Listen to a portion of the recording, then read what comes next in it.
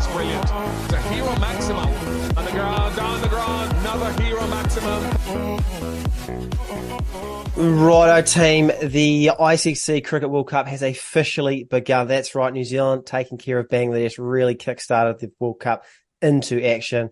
This is the Maximum Cricket Podcast. My name is Munter and I am joined by Lugsy and Jacko. Tonight, we dissect Pakistan losing 8 wickets for 30 runs, as well as losing 8 consecutive World Cup games against India. Can India be beaten? Well, if anyone can, it's probably New Zealand, who have also won 3 out of 3. It is also the anniversary of New Zealand winning the Champions Trophy against India, funny enough, which is why the country is in a fantastic mood today. The cherry on top was a certain Rugby World Cup game against Ireland and a YouTuber winning a boxing match against a martial arts fighter by DQ and then calling out a WWE wrestler post-match. Lugsy, Jacko, welcome back. Good day to be a Kiwi, isn't it? Yes, yeah, great day. I mean, this is sort of what we envisioned a couple of weeks ago when the horror weekend happened, and I feel like we've earned this weekend through sort of a couple we've been through recently. So, yeah, great weekend to be Caps fan, All Blacks fan, YouTube boxing fan, all go. Yeah, I mean that's really my sort of night. You know, the last 24 hours. In fact, you know, your Beckham docos, India, Pakistan, straight into your All Blacks Ireland, then your absolute sort of circus that was that boxing this morning. I mean, that's all my wheelhouse, really. Absolute circus and stuff, and it's pretty similar to the Cricket World Cup actually. There was talks that the game had the sort of tournament hadn't started until we had India Pakistan. Feels like it doesn't start until we have a close game. Loses at home. Yeah, I was going to be the same. Say the same. Yeah, because we're actually undefeated. Doesn't start. Yeah. Just on the whole World Cup as a whole, any danger of a close game? Yeah, I mean, any danger of something not getting chased either, it feels like. Toss World Cup? It just feels like every single game is, you know, you bat first and you lose. So, unless you're playing minnow. Just trying to get some stats. Yeah, unless you play a minnow, but just trying to get some stats to back that up in real games. But, I mean, we chased 300 piece of purse. Pakistan couldn't get anything and that got chased. Bangers chased 150 piece of purse. I mean, South Africa's got 400 batting first. That helps, but yeah, it just seems if you're not a minnow and you bat second, you're winning. I mean, we are desperately in need of a big game between two big sides going down to the wire, aren't we? I think we've said this for the last week. You know, every time two big teams play each other, you're like, I think this is going to be the one. This is going to really kick things up a gear. And to be fair, the build up to that India Pakistan was probably different gravy to everything else, that atmosphere. But yeah, a good tight contest would be lovely. Yeah, okay. Well, your 2 games today that we're reviewing will not be anything close to that. Before we get into the big game, India Pakistan, let's go back to New Zealand Bangladesh, where New Zealand won the toss. They got off to the perfect start. Bolt got a wicket off the first ball. Lockie Ferguson gets the next 2 and leaves Bangladesh 56 for 3. That quickly became 56 for 4 when Glenn Phillips picked up Shanto very early. The old firm for Pakistan in Shakib Al Hassan and Mushfiqur Rahman began the rebuild as they've been accustomed to over the years. They put on 96 for the 5th wicket to get to 152 for 4 off 30 overs to give themselves a sniff of a competitive total. But it was man of the match, Lockie Ferguson again, who made the breakthrough. He dismissed Shakib with a bumper on his way to figures of 3 for 49 off his 10. From there, Bangladesh lost wickets regularly as they were never able to accelerate on their way to 245 for 9 off their 50. Mushfiqur top scoring with a tidy 66 off 75. It was a complete bowling performance from the Black Caps. Bolt 2 for 45 off 10 and Satner had 1 for 31 off his 10 to continue a very good World Cup. In reply, the big change was the return of Kane Williamson, who was back at 3. Funny enough, the calls to make him open were not answered. Will Young was the one to miss out as Rachin Ravindra opened with Conway. He was out early, but Conway and Williamson were able to get to 92 until Conway was undone by Shakib for 45. For the Bangers to have any chance, they needed to keep taking wickets. Daryl Mitchell gave them a sniff first ball. He tried to launch the keep out of the ground, only to have it dropped it long off, and to make it worse, it went for 6. From there, Williamson and Mitchell put the foot down. Kane a little bit more measured, but considering he hadn't played an international game in about 9 months, he was excellent for a 78. Everyone was worried about his knee, but it was the finger that meant he had to retire hurt. Running a quick single, he was hit on the thumb, the one with no padding, by a rogue throw. He retired hurt with the score at 200 for 2. Daryl Mitchell was sensational, smashing 89 not out off just 67 balls to give New Zealand an 8-wicket win with 7 overs to spare. Boys, after this game, we should be talking about New Zealand going for 3 for 3. We should be talking about how good this New Zealand batting line is starting to look. I mean, Daryl Mitchell averages over 50 in Test and one-day cricket. The only people to do that in the history of world cricket is A.B. de Villiers and Devon Conway, who's also on this side. We could be talking about this bowling attack that's starting to click. Trent Boult has taken the most power play wickets in one-day cricket since 2012. Matt Henry has taken the 4th most. Mitchell Santner has taken 8 wickets at 15 and an economy of just 4.23. He is tied for the most wickets at this World Cup with Jasprit Bumrah and Matt Henry. Lockie Ferguson also back. He's bowling fast, nasty, and he's bowling the best he has since 2019. Man of the match in this game. But unfortunately, the biggest news out of this game, boys, is Kane Williamson. We just got him back. Now he's fractured his thumb. There is talks he may be back by the end of pool play. But boys, what a dagger to the Caps' chances. Can this group overcome it? Yeah, I mean, just why can't we have nice things? It just feels like why can't we have nice things? Like, you know, we had that great win against England. There was, I mean, take us back to Kane hurting his knee. It was sort of, you know, he's done, out of the World Cup, we're done, basically. And then it was, you know, after a month or two, some drips and drabs of maybe he'll be right, maybe he'll play. You know, we sort of spoke, would you take him for just the final if that's when he's fit? And then, yeah, there was sort of, he got named in the squad and he came back and got 70, looked very good. And then, I mean, for this, how the fuck does that happen? Like, your thumb is so small and you're not even close to the wickets. Like, yeah, tough to take. As I said, I nearly needed an emergency pod yesterday for 5 minutes of just, you know, visceral crying. But then watched some Will Young highlights. He looked pretty good game too. So, we smoked England game 1 without Kane. Hopefully he sees that same surgeon that Southey saw and, yeah, back for a couple of pool games at the end. Yeah, it was very disappointing. I mean, I'd just been to the Taylor Swift sort of concert at the movies, not actually at the concert, unfortunately. And, you know, I was in a bumper mood. Just an exceptional performance from Taylor. And then obviously things got started very well for the Caps. And I thought it was basically the perfect way for Kane to come back. He didn't have to come out aggressive or anything. He basically just got to ease his way into the game.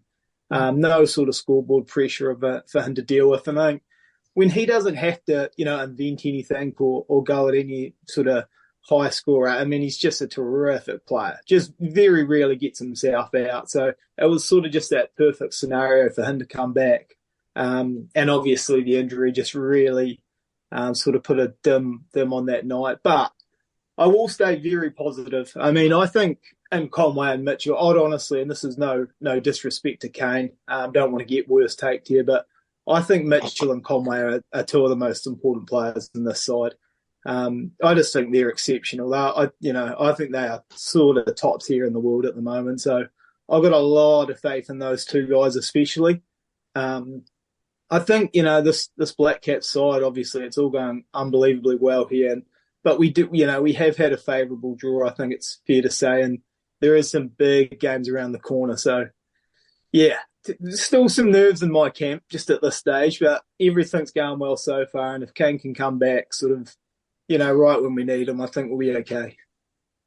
Yeah, there's enough people in form now that I'm starting to believe, but then it's this Kane coming back just felt like it really, like, I was actually starting to believe like this Caps team could go all the way, like potentially, like we'll discuss about who can beat India, and I was starting to think like the only team that could beat India is us or England. Like that's generally what I was thinking. Now I'm not too sure, but we've just got enough guys that are starting to peak at the right time. The bowling attack is starting to fire. Santner's been unbelievable. Haven't even used Sodhi.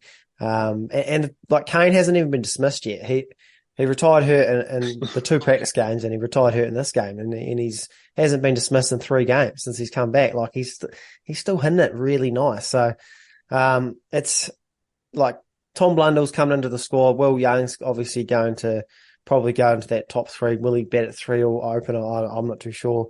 But Ravindra's obviously a star as well. The draw is obviously going to get a lot more difficult, and there's going to be some twists and turns along the way. But boys, do you think New Zealand can ride the wave and still make a semi-final? Oh, yeah, 100%. I mean, we're driver's seat now. I think we've just got to get, we take care of the minnows, we just take care of business versus, the minnows. We've still got the Netherlands and Aussie. We've beat the Netherlands. Oh, we've beaten the Netherlands. We've got Afghanistan. Afghanistan and Aussie to come of the 3 minnows remaining. And then, just take care of business in those games. And we're sort of top 4 locked up because we will play well and we will beat one or two of sort of Pakistan, India, Africa. So yeah, just take care of business against the minnows. But yeah, it's all balls in our court now with a couple of big ones. We probably need three wins out of the next 6 games. So we're going to win every second game, and we're probably through. Yeah, and we'll be very confident to take care of Afghanistan. Obviously, I think the good thing is there's still a wee bit of improvement, I think, in that bowling. I think having Lockie back is going to be a huge help. I mean, he's what I love in a fast bowler. Like, there's one thing just being a fast bowler, and then there's that aggressiveness that comes with it, and he's got that. He looks like he's still not afraid to pin someone, takes a bit of enjoyment in it, which is just exactly what you want in your quicks. I think Trent can still go up a gear as well. I think he's been good without being great just yet. So I still think he's got a gear in him. And I still think, I don't know, I really hope Sodhi gets a go at some point because I still think he could be quite important here. I just think it's a big job on Santner, and Ravindra's still doing a bit of bowling at the moment. I just don't know if he's quite ready for that when the big games come. So I think there's still a wee bit of working out to do, but yeah, I'd be very confident in the way we play. We can still get a semi-final. That Aussie game, I don't care how bad they are, they'll still be tough for this Kiwi side. It always is, unfortunately. So there is some massive games ahead still, which is exciting. That'll be a big game. I think probably Australia's probably the only one that can really, like Pakistan, we'll obviously touch on them, and Australia's probably the ones that could sort of pass us coming up. But the bowling for me is probably one of the positive things because I think it's just clicked into gear. Like adding Trent into that new ball attack with Matt Henry, you've got some genuine new ball threats, and like I think maybe with Trent's franchise sort of a lot of T20 experience, he's becoming a really good death bowler with that knuckleball he's sort of bowling. Even Henry is sort of bowling a lot better with the old ball. And then just when you get Lockie back into this sort of form, if he's taking wickets in those middle overs and Santner is just being like he is not conceding any runs at all, that's a side right there, boys. Yeah, it's rounding out nice. I think the couple of questions we had are being answered, and I think one was Lockie, how he was going to go and how we were going to take wickets through the middle. We sort of doled in on Sodhi being really key, but it turns out just squeezing the fuck out of people with Santner and Lockie bowling gas is enough. So hopefully that recipe stays. And Bolt's world class, and Matt Henry's been a world class one day bowler for a while. So we just seem to have the right guys sort of coming into the right form just when it's needed. So we're a tournament team, we always have been, and up the caps.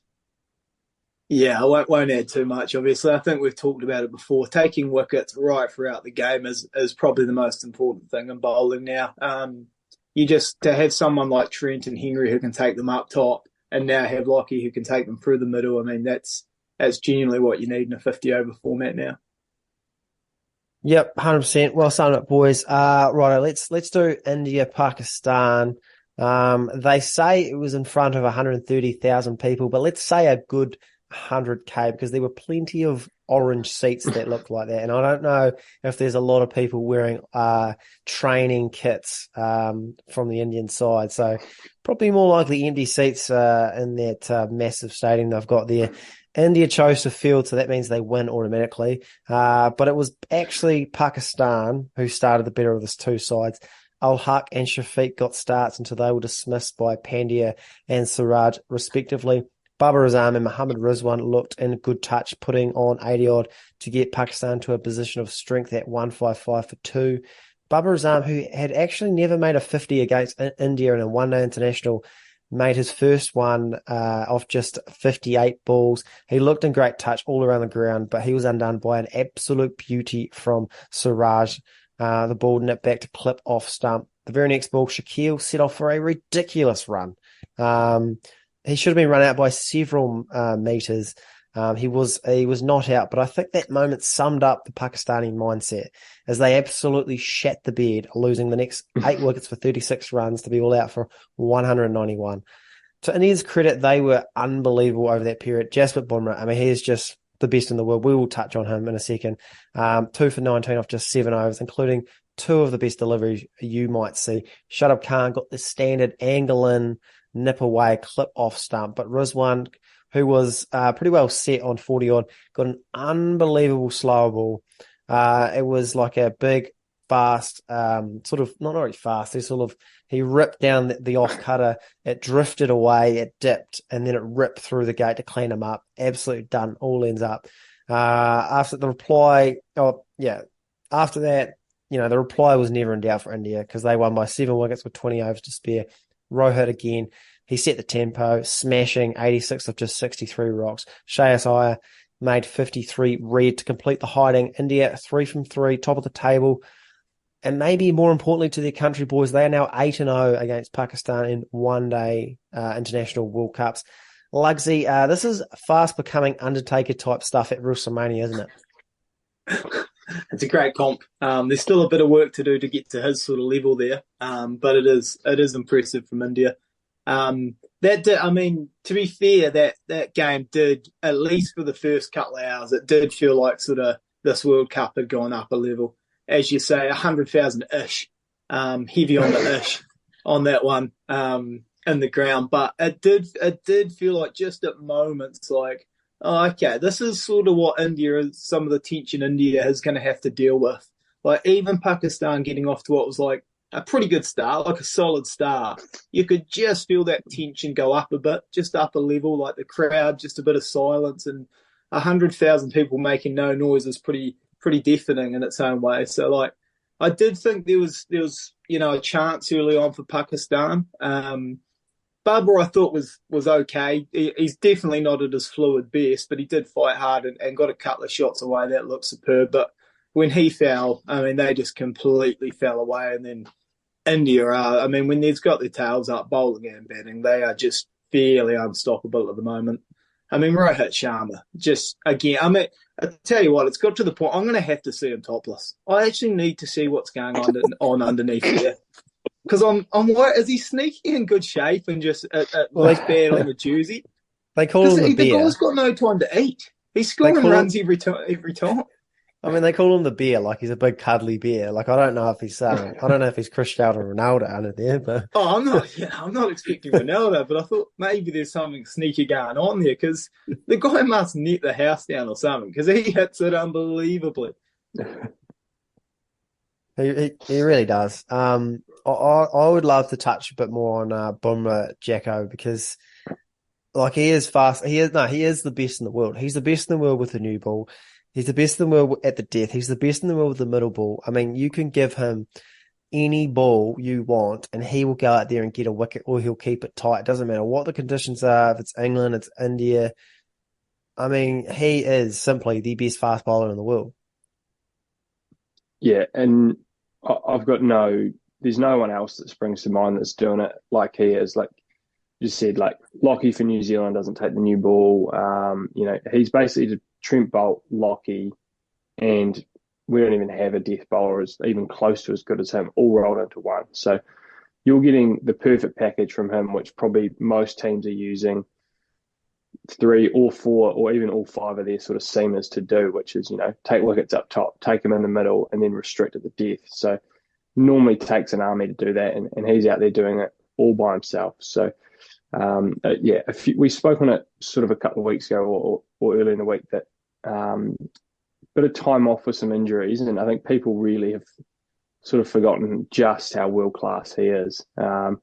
He was in that vein of your Archers and just that elite level of quicks who had some injury troubles. But I mean, him being back and then back in a big way, it's the reason India's ranked 1, reason they're a juggernaut. When you've got a guy doing 4 or 5 guys' roles all by himself every week, you're always going to be set up well. So, comfortably best in the world currently, and I don't think it's close.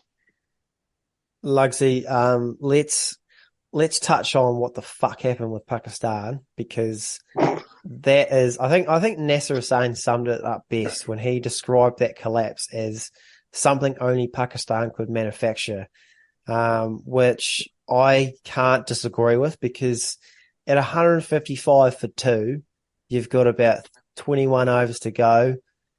Most teams, you should get 280, 300. You're probably looking at. You probably want to get 300 Double at that 30 point. With wickets in hand, isn't it? That's sort of the gold standard, isn't it? And then to just lose 8 for 36, how do you sum that up?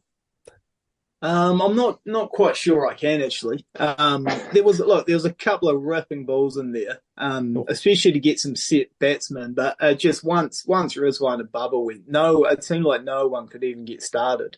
There was some good bowl. I don't know if you just chalk it up to one of those days, or you actually say this Pakistan, the concern that people had for the last few years about Pakistan, that their middle order can be a bit shaky.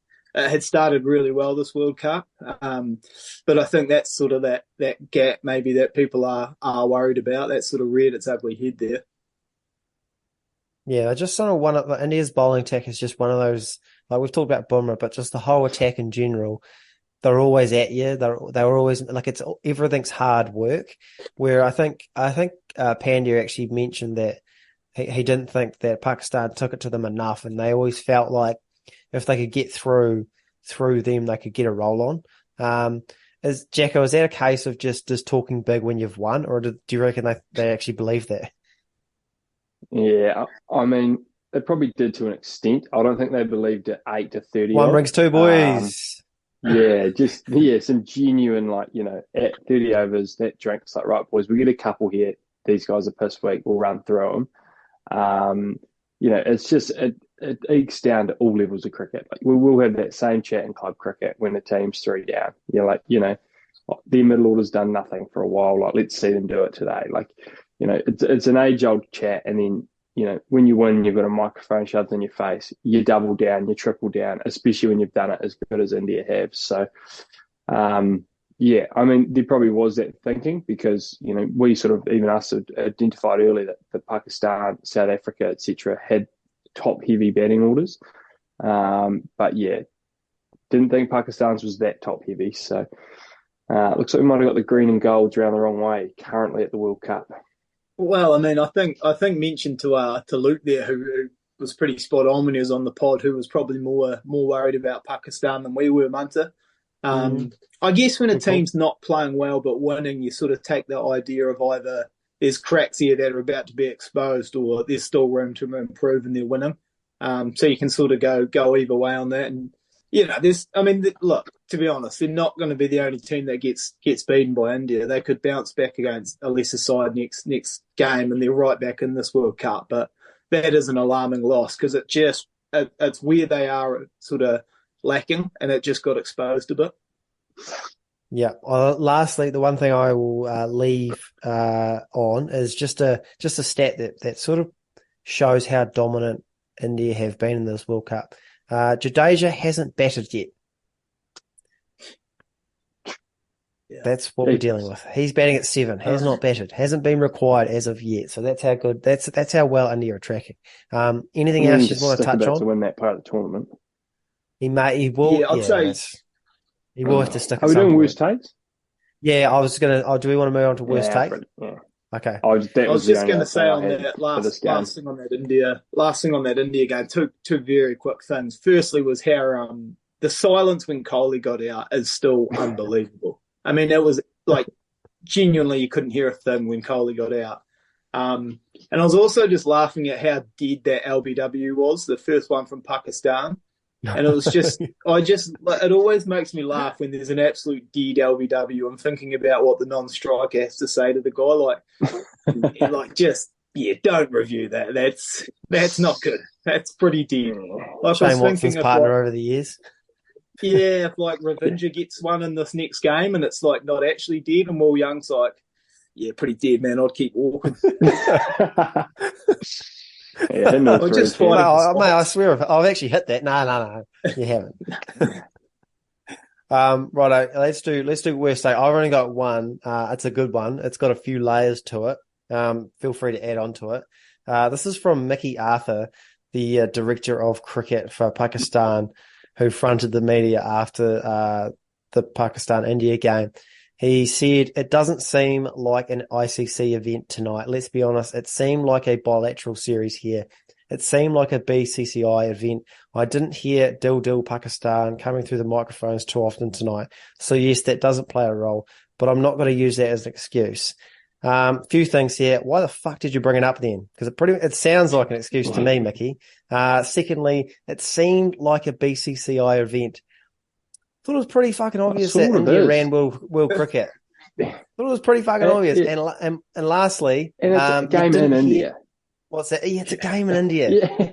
It's a game in India. Because that was my last thing. You didn't hear Pakistan's song. Did you actually forget where this World Cup was held? It's in India.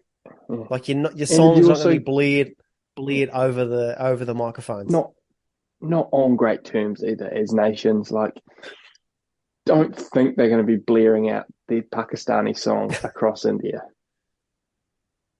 Yeah, I mean the making an excuse, and then saying no excuses here is, it's your classic no offense, but you're ugly. So you can't say no offense doesn't help us. You've just called me ugly. So you just can't. It's not an excuse to say whatever you like. Yeah, absolutely. So, and then obviously, I mean, that's like part of the challenge of a World Cup, though. One team gets the home advantage, and if they've got great fans, they should get that advantage. It's just part of the challenge of going to somewhere for a World Cup. Like you got smashed. And if you as the director of cricket for your country and your team's at a World Cup going, oh, I mean, this game just sort of feels like a bilateral game. Like that's an inward reflection. Like that's say that with your inside voice to the team.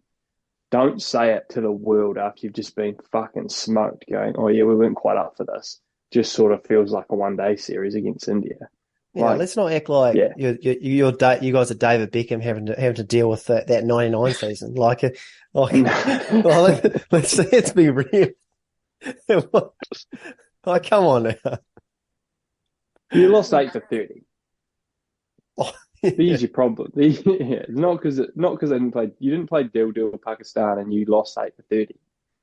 Yeah, it's tough. Any other bad takes you want to bring up? That's a pretty good one. Yeah, it's a pearler, really. I mean, pull back the curtain. Jacko sent that to Munter, and then Munter's claimed it. I mean, that's he's taking it right off them. I wouldn't say we all would have seen it. Not a worst take. I don't know if anyone heard about or has heard in the past about like Sachin wanting to change 50 over cricket to be 4 25 innings, and it's an interesting we take from Sachin because he still wants it to just be like 10 overs, but I think the basis of what he's saying is like the conditions wouldn't be as big a factor maybe because you'd still get to bat 25 in each of them. Interesting from Sachin.